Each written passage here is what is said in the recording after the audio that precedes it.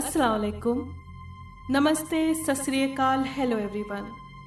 स्वागत है आपका हमारे YouTube चैनल पर।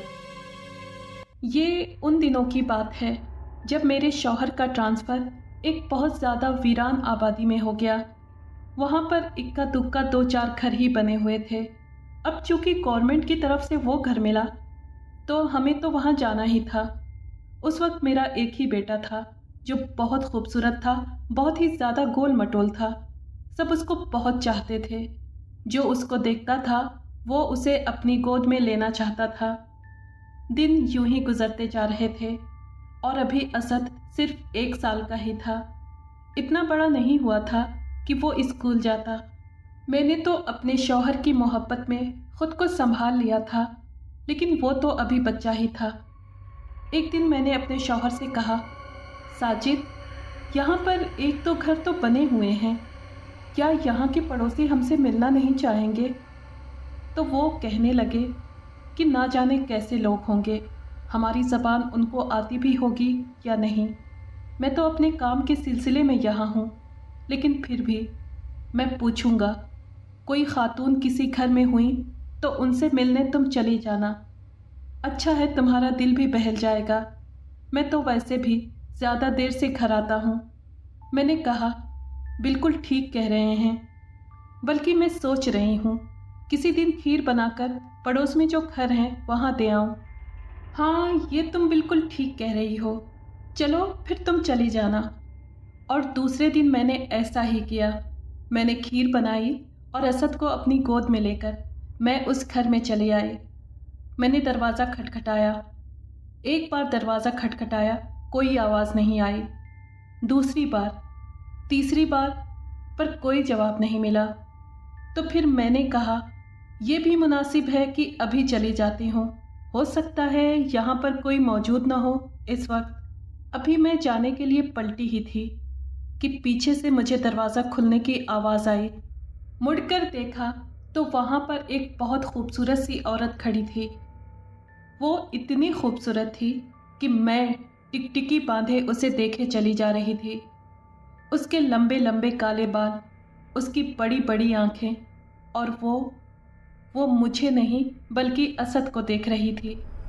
क्यों देख रही थी ये तो मैं समझ ही गई थी, क्योंकि मेरा बेटा भी तो बहुत खूबसूरत था और जो उसको देखता ही रह जाता। वो मुझे देखकर मुस्कुराने लगी। मैंने उससे कहा कि आपके पड़ोस में रहती हूँ, अभी अभी हम यहाँ पर शिफ्ट हुए हैं, सोचा कि पड़ोसी होने का हक निभा दूँ और कुछ दोस्ती कायम हो जाए, और इसी वजह से मैं आपके पास ये खीर लेकर आई हूँ। वो बहुत खुश हुई। उसने कहा, आइए आइए, अंदर आ जाइए। वो मुझे अपने घर ले आई। उसका घर बहुत अच्छा बना हुआ था। मैंने उससे कहा कि आप यहाँ पर अकेली रहती हैं? तो उसने कहा, नहीं, मेरे शौहर होते हैं, लेकिन वो लेट हो जाते हैं घर आते आते। क्या आपके घर कोई बच्चा नहीं है, यानी कोई बेटा बेटी वगैरह? तो वो उदास हो गई, बल्कि रोने लगी। मैंने उससे कहा, अरे आप रो क्यों रही हैं? मैंने तो ऐसे ही पूछ लिया था, मेरा मकसद आपका दिल दुखाना नहीं था। तो वो कहने लगी, नहीं नहीं, मैं तो बस ऐसे ही। आंखों में आंसू आ गए। दरअसल 10 साल हो गए हैं, हमारे यहाँ कोई औलाद नहीं हुई। काफ़ी इलाज करवाया, रूहानी इलाज करवाया, डॉक्टर्स को दिखा दिया, हकीम को दिखा दिया, लेकिन कोई फ़ायदा नहीं हुआ। हम दोनों मियाँ बीवी बिल्कुल सेहतमंद हैं और मुझे इतनी ख्वाहिश है एक बेटे की कि मैं आपको क्या बताऊँ। आपके इस बेटे को मैंने देखा तो मैं देखती ही रह गई। माशाल्लाह बहुत प्यारा है। मैंने कहा, हाँ ये तो है, इसे सब बहुत प्यार करते हैं। हाँ, ये लग ही रहा है इतना प्यारा। क्या मैं इसे गोद में ले सकती हूँ? उसने इतने प्यार से कहा कि मैं इनकार नहीं कर सकी, और मेरा बेटा तो वैसे ही सबसे घुल मिल जाता, फ़ौरन उसकी गोद में चला गया। लेकिन मैं जाने क्यों उसके हाथ का एक टच मेरे हाथ में लग गया। उसका हाथ बिल्कुल ठंडा बर्फ हो रहा था। मैंने झटके से अपना हाथ पीछे किया। अब मेरे दिल में माँ की हिस आई कि मैं अपने बेटे को उसके हवाले ना करूं, लेकिन चूंकि मेरा बेटा उसको देखे जा रहा था और उसके पास जाने की जिद कर रहा था, इसलिए मैं मना ना कर सकी। उसने असद को अपनी गोद में ले लिया और काफ़ी देर तक उससे खेलती रही। असद उससे बहुत खुश हो रहा था, जैसे वो परसों से उसे जानता हो। उससे मैं काफ़ी देर तक इधर उधर की बातें करती रही और वो लगातार असद को देखे जा रही थी। उसका ध्यान असद पे ही था। फिर मैंने टाइम देखा तो साजिद के आने का वक्त हो गया था। मैंने उससे इजाज़त चाही और कहा कि वैसे मैंने आपका नाम नहीं पूछा। उसने कहा, अरे नाम में क्या रखा है, चलिए बता देती हूँ। मेरा नाम नसरीन है। वैसे अब आपके घर में मेरा और मेरे घर में आपका आना जाना तो लगा ही रहेगा। इतना प्यारा बच्चा जो है आपके पास, क्या आप मुझे इजाज़त देंगी कि मैं आपके बेटे के साथ आकर खेल सकूं या इसको अपने घर ले आऊं? मैं ना चाहते हुए भी मना नहीं कर सकी। मैं घर आ गई। साजिद से मैंने उसके बारे में जिक्र किया और कहा कि वो हमारे घर आना चाहती है और असद को अपने साथ भी रखना चाहती है, यानी खेलना चाहती है, और बेचारों के पास कोई औलाद भी नहीं है। तो साजिद ने कहा कि भाई देखो, एहतियात करना, यहाँ पर वैसे ही हम किसी को नहीं जानते और हमारा बेटा इतना प्यारा सा है, इतना खूबसूरत सा है, वैसे ही इसको नज़र लग जाती है। ज़रा ख्याल रखना, तुम हर किसी पर ऐसे ही भरोसा कर लेती हो। मैंने कहा, अरे साजिद छोड़िए, अच्छी औरत थी और इतना प्यार कर रही थी हमारे असद के साथ। अगर प्यार कर रही थी तभी तो हमारा बच्चा इतना अटैच हो गया उसके साथ। और अच्छा है ना, दादी को याद कर रहा था, रोते चले जा रहा था। अब नसरीन की वजह से कम रोएगा तो नहीं। साजिद को तो मैंने बहला दिया, पर उस रात मैं नसरीन के बारे में सोचती रही, पर ऐसी कोई बात मुझे नज़र नहीं आई जिसकी वजह से मैं उस पर शक करती। दूसरी सुबह जब साजिद अपने ऑफिस चले गए तो दरवाजे पर किसी ने दस्तक दी। नसरीन थी। उस वक्त भी बहुत खूबसूरत लग रही थी और उसने गुलाबी कलर का ड्रेस पहना हुआ था। अंदर आ जाऊं? बिल्कुल आ जाओ। ये तो नहीं कहूँगी कि आपसे मिलने आई हूँ, क्योंकि फिर तो ये झूठ बात होगी। दरअसल मुझे असद की याद आ रही थी। जब से आपके बच्चे से मिली हूँ मैं तो उसकी दीवानी हो गई हूँ। एक पल भी मुझे चैन नहीं आ रहा है। ये रात मेरी किस तरह कटी है आप नहीं जानती हैं। मैंने तो अपने शौहर के सामने इतना जिक्र किया असद का, इतनी तारीफ़ की कि वो भी उसको देखने के लिए बेचैन हो गए और कहने लगे, भाई हमें भी मिलाओ, कौन है वो बच्चा। फिर उसने कहा, अगर आप बुरा ना माने तो क्या मैं असद को अपने शौहर से मिलवा सकती हूँ?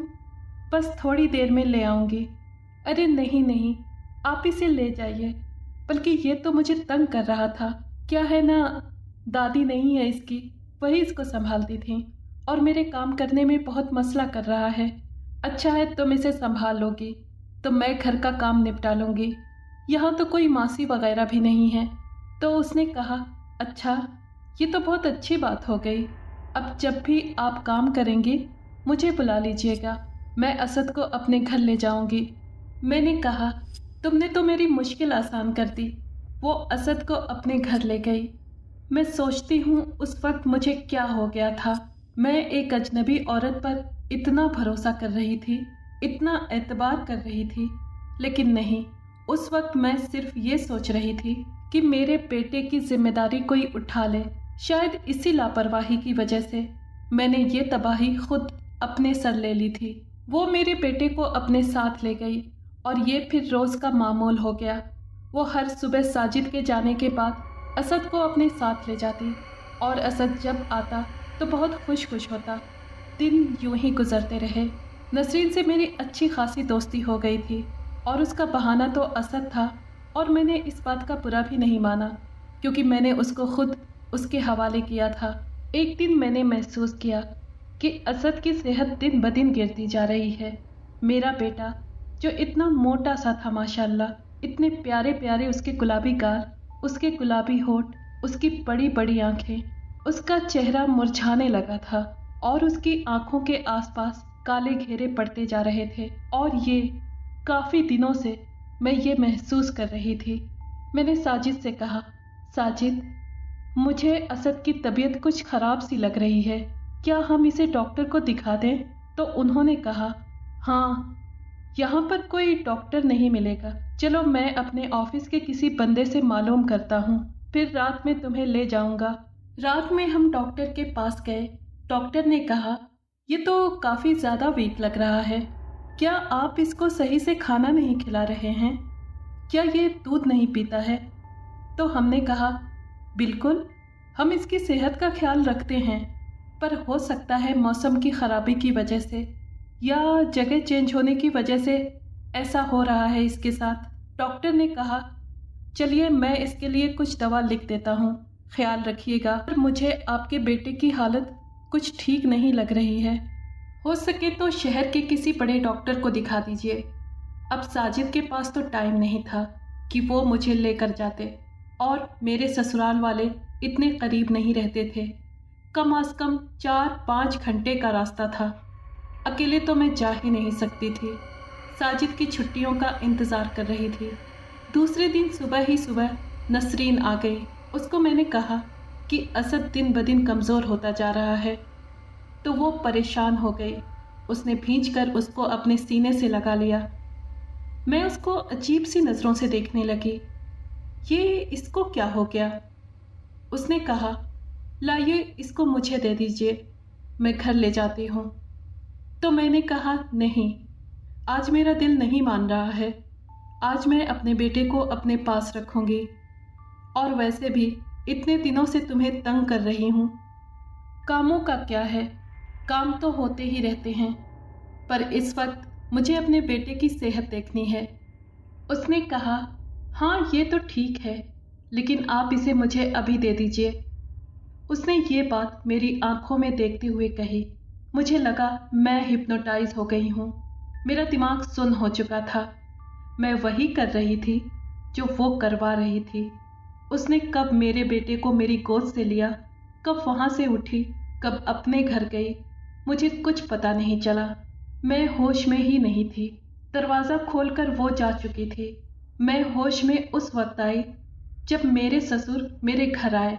वो बहुत दीनदार आदमी हैं। उन्होंने आते ही जो मुझे इस हालत में देखा, तो सबसे पहले मुझ पर दम किया हुआ पानी डाला और कहा कि बेटा तुम्हें क्या हुआ, किसने तुम्हारी ये हालत की। मैं उनको काफ़ी देर तक बहकी बहकी नज़रों से देखती रही, और शुरू में तो मैंने यही कहा कि आप कौन हैं, मैं आपको नहीं जानती। और फिर जब उन्होंने मुझ पर दम किया तो मैं होश में आई और मैंने कहा, अब्बा जान असद कहाँ है? तो उन्होंने कहा, बेटा मुझे क्या पता, मैं तो खुद अभी यहाँ पर आया हूँ। साजिद ने फ़ोन किया था और कहा था कि अब्बा घर पहुँच जाइए, असद की तबीयत ठीक नहीं है, तो इसलिए मैं अमजद के साथ यहाँ आया हूँ। लेकिन असद कहाँ है, किसके पास है, ये तो तुम्हें पता होगा ना। हाँ, वो नसरीन आई थी। कौन नसरीन? वही मेरी पड़ोसन। अच्छा, चलो उसके पास से हम असद को ले आते हैं। नहीं अब्बा जान, मैं उसके घर जाती हूँ। आपको उसका घर पता नहीं। बेटा तुम्हारी तबीयत ठीक नहीं है, अभी देखो बिल्कुल बेहोश थी। हाँ अब्बा ठीक है, लेकिन अब आप कहाँ उसका घर ढूंढेंगे। चलो ठीक है, तुम लेकर आओ, जब तक हम अपना मुंह हाथ धो लेते हैं। जब मैं नसरीन के घर पहुंची तो दरवाज़ा हल्का सा खुला हुआ था। मैं खामोशी से उसके घर में दाखिल हो गई। वो भयानक मंजर, वो खौफनाक मंजर देखकर मेरे पैरों तले से ज़मीन निकल गई। वो नसरीन नहीं थी। वो चेहरा बहुत भयानक था। उसका चेहरा इतना काला था कि ऐसा लग रहा था जैसे कोई बहुत बुरी चीज़ है वो। मुझे तो कुछ समझ में ही नहीं आया कि वो क्या कर रही थी मेरे बेटे के साथ। बस उसने मेरे बेटे को ज़मीन पर लिटाया हुआ था और उसने अपने बाल गीले किए हुए थे। उसके बाल बहुत बड़े थे। उसके काले बाल मेरे बेटे के चेहरे पर फैले हुए थे और वो एक कतरा पानी उसके मुंह में टपका रही थी। मैं चीख पड़ी, क्या कर रही हो भयानक औरत, कौन है तू और नसरीन कहाँ है? तो वो डरावनी आवाज़ निकालते हुए कहने लगी, बदबख्त औरत, तेरी हिम्मत कैसे हुई यहाँ आने की? चल जा यहाँ से, वरना तुझे मार डालूंगी। क्या कर रही है मेरे बेटे के साथ? अगर तू इस बच्चे के करीब आई तो याद रखना, इसकी जान ले लूंगी। मेरे बेटे को कुछ करने से पहले एक माँ से मुकाबला कर। क्या एक नन्हे बच्चे के साथ तू खेल रही है? और ये क्या रूप है तेरा? तू अब तक ड्रामा कर रही थी। कौन है तू डायन? उसने कहा। डायन? हाँ, मैं एक डायन ही हूँ। और कब से तेरे बेटे पर मेरी नजर है। तू ही आई थी ना मेरे घर खीर लेकर। अब तू भुगत। तेरा बेटा उस वक्त से मेरी नजर में है और अब मैं इसे हासिल करके रहूंगी। इसकी जान लेकर रहूंगी। मैं तो अपना अमल कर रही थी, तू चली आई बीच में। अब पहले तुझे मुझसे मुकाबला करना होगा। उसने अपना हाथ लंबा किया। उसके बड़े बड़े नाखून मेरी गर्दन में चुभ रहे थे। मेरी गर्दन में उसके नाखूनों के निशान पड़ गए थे। खून निकलने लगा। उसने जोरदार तरीके से मुझे उठाया और दीवार पर मार दिया।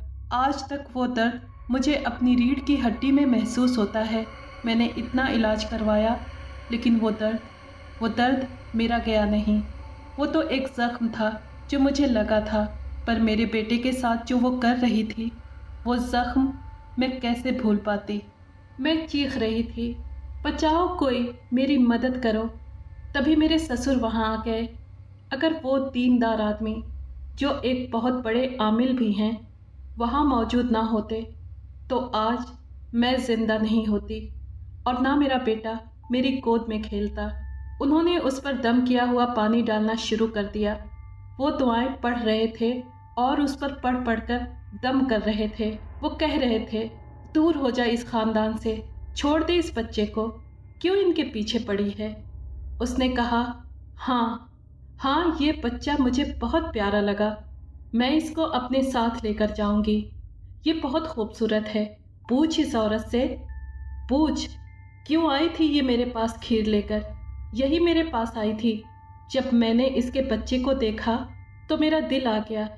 अब इसके बच्चे को मैं अपने साथ लेकर जाऊंगी। वो मेरा बच्चा है।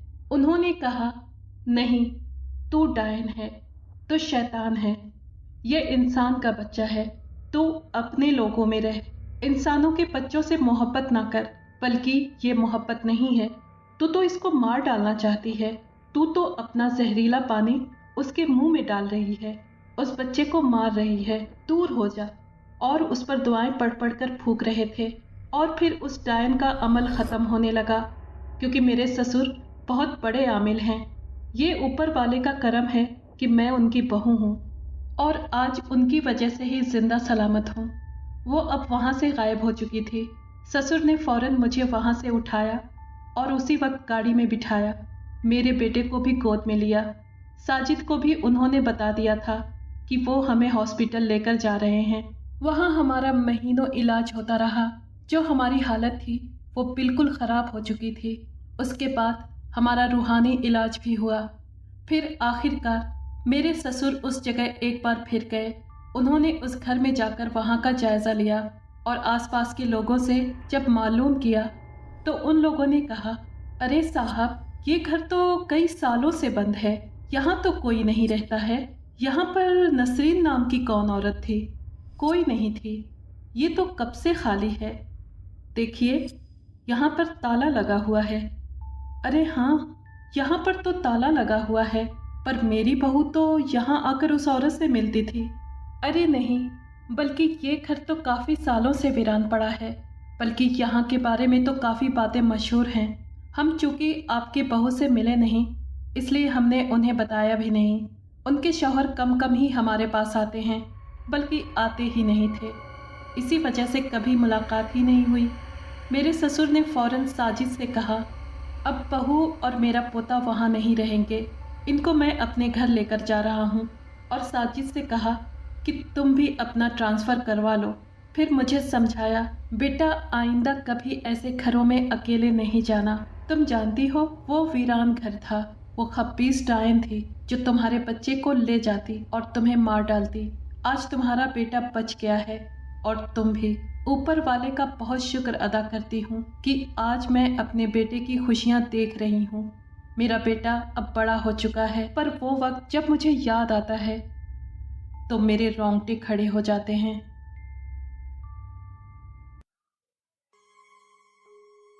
अगर आपको ये कहानी पसंद आई है तो प्लीज़ लाइक और शेयर करें और कमेंट बॉक्स में अपनी राय का इजहार कीजिए।